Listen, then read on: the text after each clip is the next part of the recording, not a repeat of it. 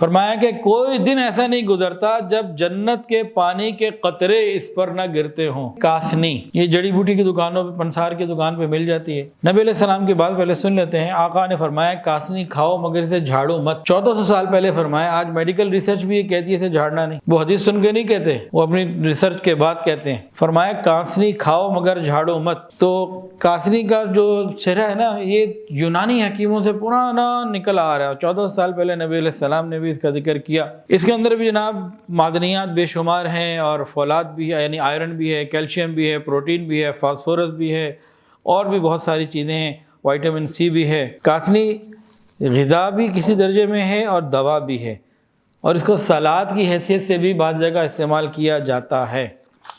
دل کی کمزوری کے لیے مفید ہے، کھانسی اور دمے کے لیے مفید ہے، جگر کے لیے مفید ہے، ہیپیٹائٹس میں یہ بہت مفید ہے۔ اور جو اس کے پتے ہیں وہ بالکل ایسے کراماتی جو ہے نا ان کا ریئیکشن ہوتا ہے ہیپیٹائٹس کے اندر اس کو استعمال کرنے میں، لیکن دھو کے استعمال نہیں کرنے ہوتے یہ۔ اور جگر کو بھی بہت فعال رکھتی ہے، جگر کے لیے بھی نہایت مفید ہے۔ اسی طرح قدیم زمانے میں جب بچھو یا زہریلی چیزیں کاٹ لیتی تھیں انسان کو، تو کاسنی کے پتوں کا رس نچوڑ کر وہ اس پہ ڈال دیا کرتے تھے۔ تو یہ چیزیں بھی اس کے اندر ہیں۔